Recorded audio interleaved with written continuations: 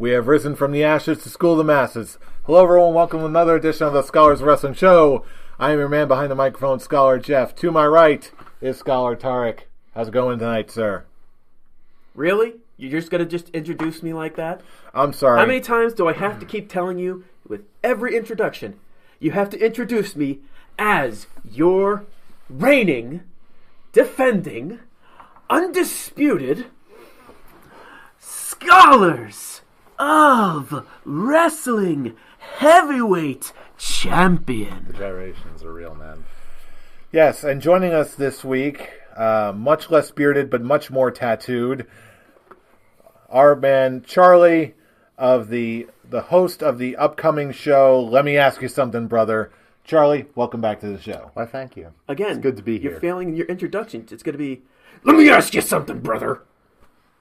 Yeah, the host of the upcoming show.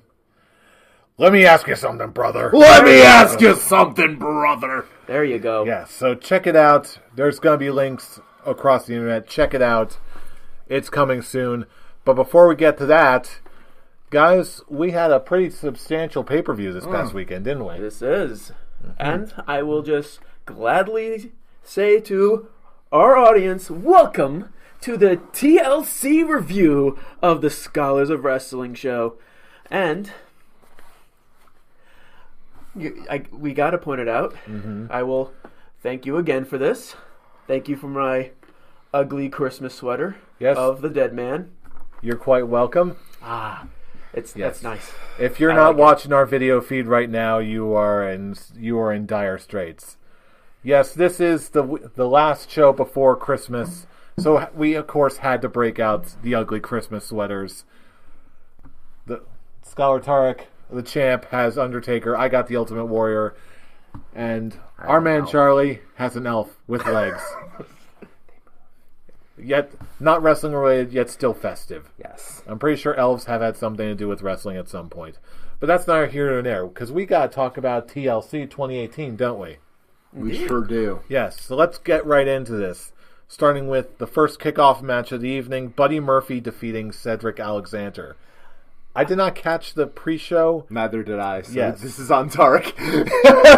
Tarek, walk us through. Shame on both of you. You're calling yourself hosts of wrestling-related shows, yet you missed the pre-show. I'm sorry, man. It's a one-off. And, again, this is why I'm the real champion. But if there's... But Jeff's in the middle of the sexy champion sandwich. All right.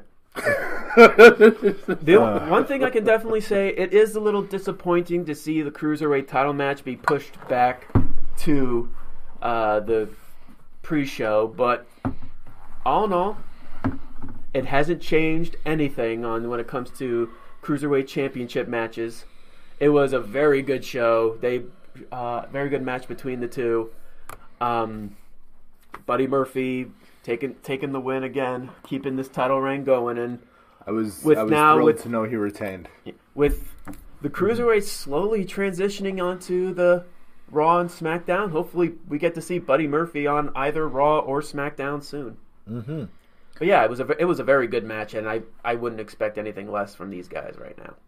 Bingo, bango, bongo.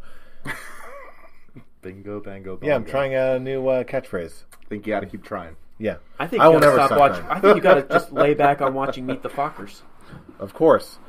But in the meantime, we also had Elias defeating Bobby Lashley, just as like I assumed he would.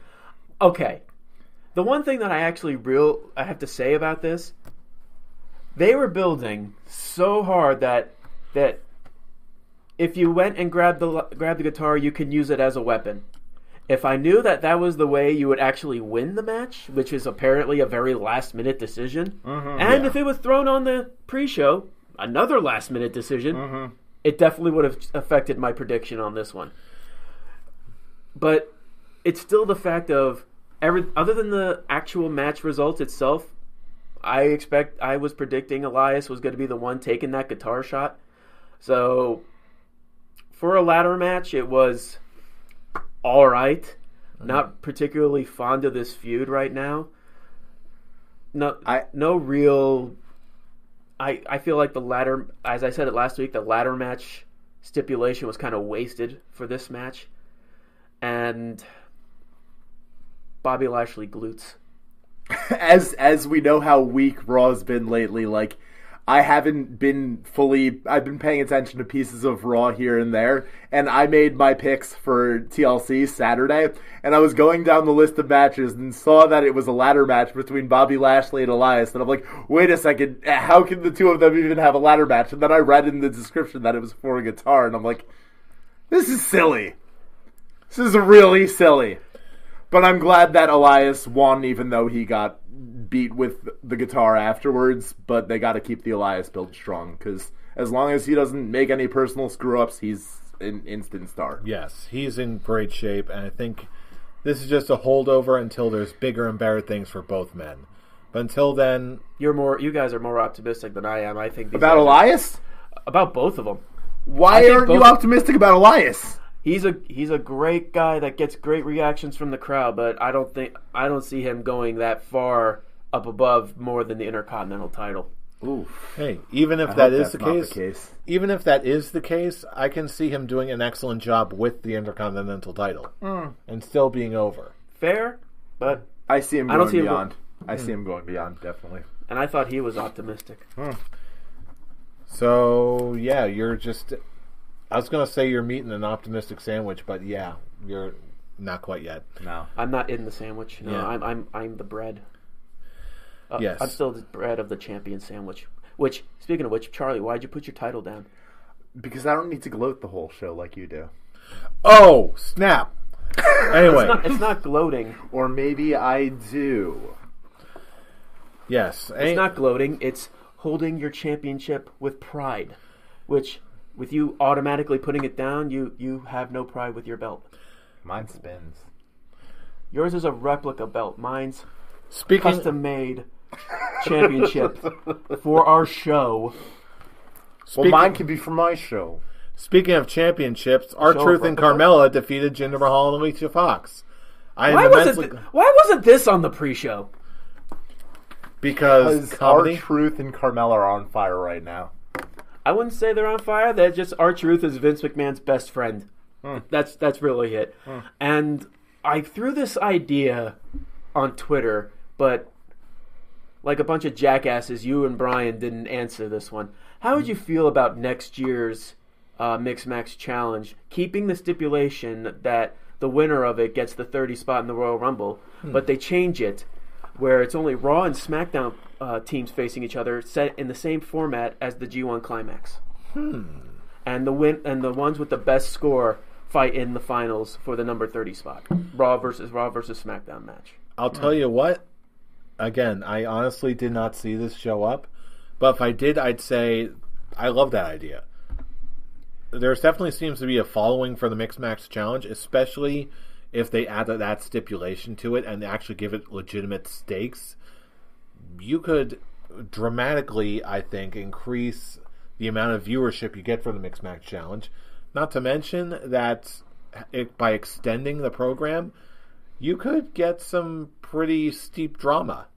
And you don't have to put main event guys in it. You could just put upper mid-card at best. And it'll even use it to help elevate some of these stars that actually will put them in a possibility to actually win and actually could rise them to be main event stars. I was going to say, or better yet, what if by giving them this stipulation and those steep stakes, you could get, that could be the coercion to get higher level guys and girls in on this as well. And then if you really want to elevate somebody, you can actually have these new up and coming stars go over them in this format, much like they did this year. But we're just hoping on pipe dreams. Right now, they're just using it for comedy, for R-Truth to try and enter as number 30. Do you think R-Truth is going to come out as number 1 and be like, my bad? No, he's coming in as number 30 in the Women's Rumble. I know. They're not going to do it twice. But are they going to do like an R-Truth stupid type thing? And have him be somewhere he's not supposed to be and be like, this is on me. Now that he actually is admitting, like, I'm number 30, no, I don't think he's going to do anything like that. He's just going to walk up, he's going to do a dance break, and get eliminated. Probably. And the real comedy of it is him trying to enter the 30 in the Women's Royal Rumble. Oh, okay, got you. Hey, it'll still be fun. Because, comedy. That's how comedy works. At least Let's go to Stamford, Connecticut and for our trip, for our selected vacation. It beat pissing his pants.